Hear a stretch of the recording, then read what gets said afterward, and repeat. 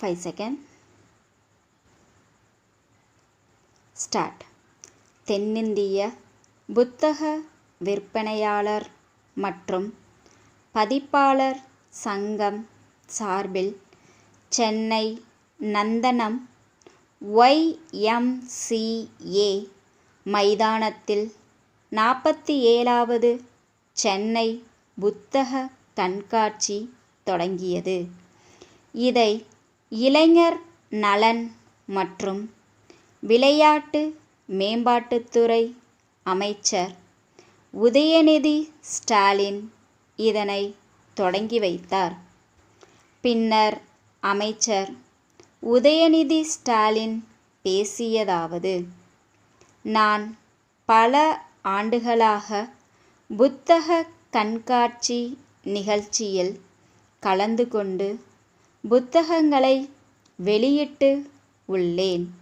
ஆனால் முதல் முறையாக புத்தக கண்காட்சி தொடங்கி வைப்பதற்கான வாய்ப்பு எனக்கு கிடைத்துள்ளது.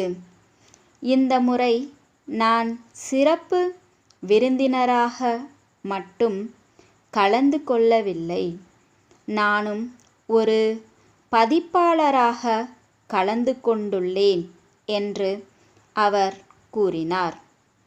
அதைத் தொடர்ந்து சென்னை புத்தக கண்காட்சிக்காக மாண்புமிகு முதலமைச்சர் அவர்கள் எழுதி அனுப்பிய வாழ்த்து செய்தியை அமைச்சர் உதயநிதி ஸ்டாலின் வாசித்தார்.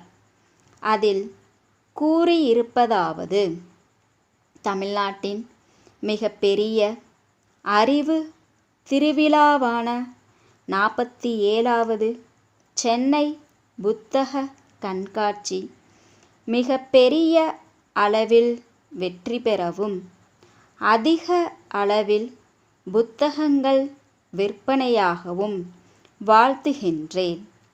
இன்னும் சில ஆண்டுகளில் 50வது ஆண்டு புத்தக கண்காட்சி நடைபெறப் போகிறது. இது வாசிப்பின் மீதும் அறிவு தேடலின் மீதும் பற்றுக்கொண்ட பகுத்தறிவாலும் முற்போக்கு சிந்தனையாலும் தமிழ் சமூகம் முன்னோக்கி நடைபோடுவதற்கு அடையாளம்.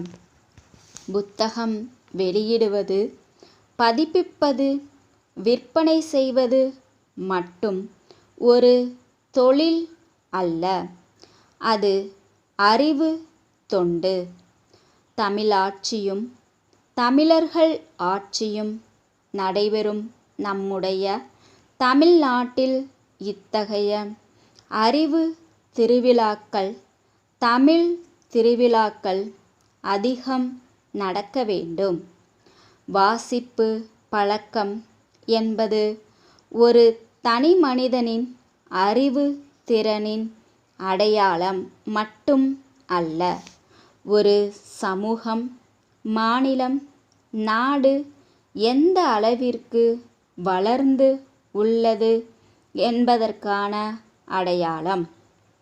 மனிதரின் அன்றாட பழக்கமாக வாசிப்பு பழக்கம் இருக்க வேண்டும். புத்தகம் வாங்குகின்ற பழக்கத்தை, நூலகங்களுக்கு செல்கின்ற பழக்கத்தை பள்ளி காலத்திலேயே மாணவர்களிடம் ஏற்படுத்த வேண்டும். புதிய சிந்தனைகளை கல்லூரி மாணவர்களிடம் உருவாக்க வேண்டும். தமிழினம் சிறக்க வேண்டுமானால் தமிழ்மொழி சிறக்க வேண்டும். தமிழ்மொழி செழிக்குமானால் தமிழினம் செழிக்கும். தமிழ் மொழியும் இனமும் செழிக்க புத்தகங்கள் துணை நிற்கட்டும். 47வது சென்னை புத்தக கண்காட்சி பெரும் வெற்றி அடையட்டும். சென்னை மயிலாப்பூர் ராஜா பட்டுத்துணி உற்பத்தியாளர்கள் மற்றும் விற்பனையாளர்களிடமிருந்து திருச்சி பெரிய தெரு குமரன் துணிக்கடை உரிமையாளர் திருவாளர் வி.எஸ். கந்தசாமி அவர்களுக்கு அன்புடையீர்.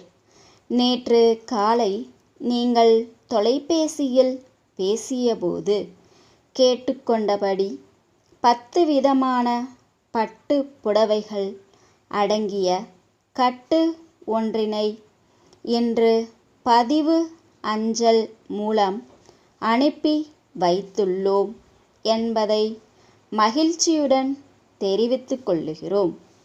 இத்தகைய சிறந்த புடவைகளுக்கு இப்பொழுது கிராக்கி ஏற்பட்டு மிக அதிக அளவில் அவைகள் விற்பனையாகிவிட்டபடியால் கூடுதலாக அனுப்ப இயலவில்லை.